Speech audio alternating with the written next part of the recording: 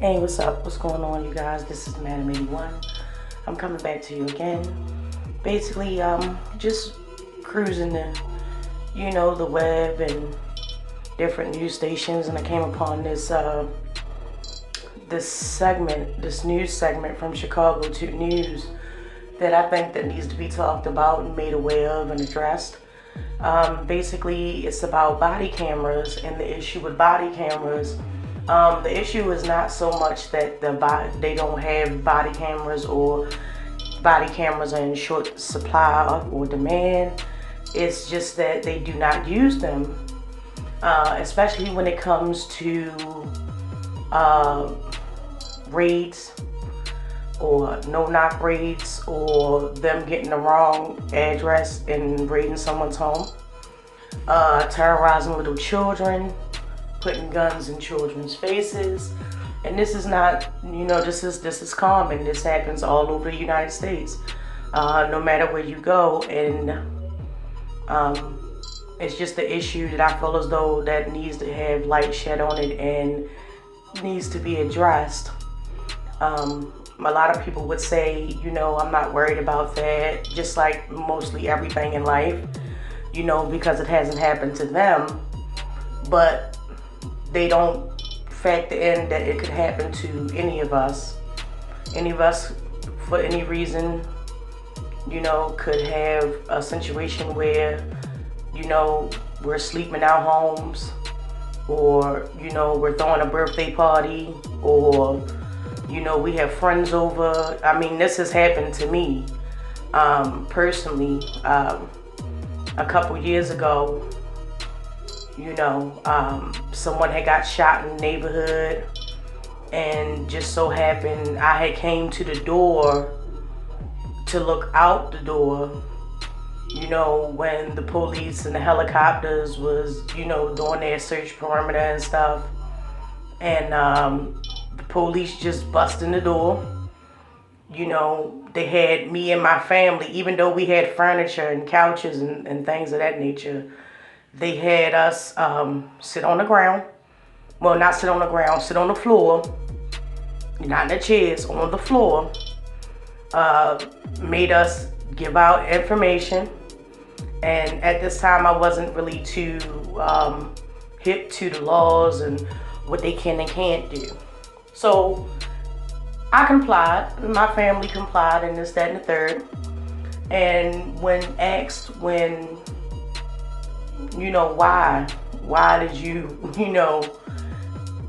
come in our house and point guns at us and things of that nature? They said, oh, well, someone got shot in the area and someone in here matched the description. How was somebody in there that matched the description when I was the only person that came to the front door, and just so happened, coincidentally, I was wearing black. And it was like, yeah, we're looking for a black male about probably 130 to 140 pounds. And at that time, honey, I was not male, and I was not 130 to 140 pounds. I can tell you that much. So, yeah, it happens everywhere. So, please sound off in the comments. Tell me what you think. If you had any similar stories like this, please let me know.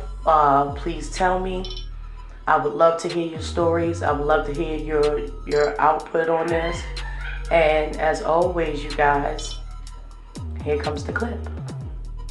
Police failing to use body cameras and collect potentially critical evidence. CBS 2's Dave Savini uncovers numerous teams of police officers citywide raiding homes and either not wearing cameras or failing to even turn them on. There it is, the crowbar. Battering ram. Chicago Police Type 1! Chicago Police Type 1! Peter Mendez and his father Gilbert watched police body camera video from the night Chicago police officers raided their family's apartment. Tonight, even more troubling information has been uncovered involving their raid and other raids happening at the homes of innocent people across the city. They used a tank, rammed the door.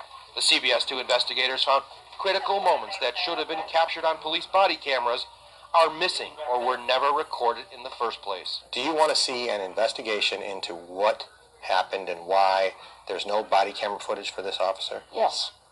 or this officer? Yes. We first told you 8 months ago how police got a warrant with the wrong apartment number and burst into the Mendez home with guns drawn, terrifying them all, especially Peter, who was 9 at the time, and his little brother Jack.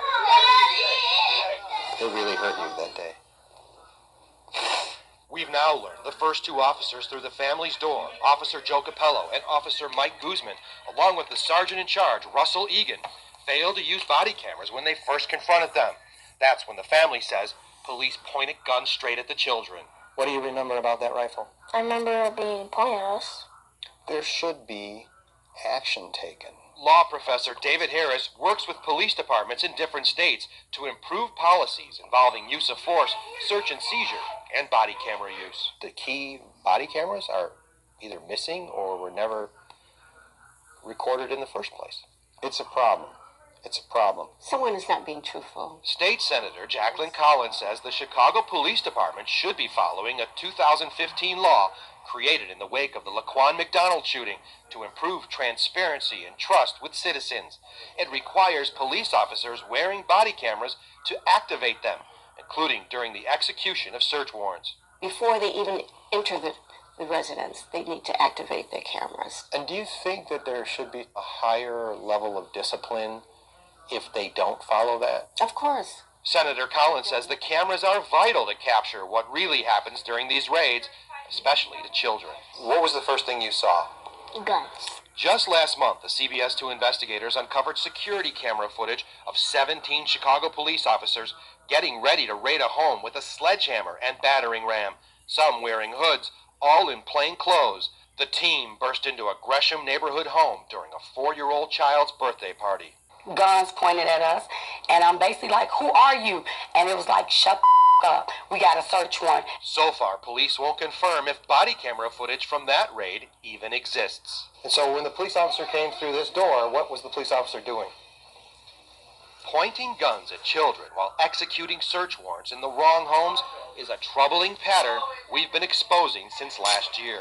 They pointed a gun at me. Where did they point the rifle? How close was it to your face? It was I think you have uncovered civil rights violations of certain communities, primarily the Hispanic and Black community. It's like people think all Mexican and blacks are bad, but they're thinking wrong. When this happens again and again and again, and nobody seems to do anything about it, now you have a systemic problem. Professor Harris says CPD needs to be tracking wrong raid data, conducting detailed audits, and using body camera footage to examine problems and hold individual officers accountable.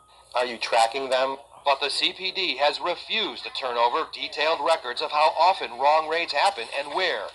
A refusal that led us to this news conference in November. Do you know how many times they get it wrong? Yeah, we look at it. Do you have actual numbers? I don't have it off the top of my head, but we do have Because it. we've been asking for numbers. It is this lack of transparency that has Collins upset with Superintendent Eddie Johnson. This month, the department did finally send us a list of 2,708 search warrants served since 2016.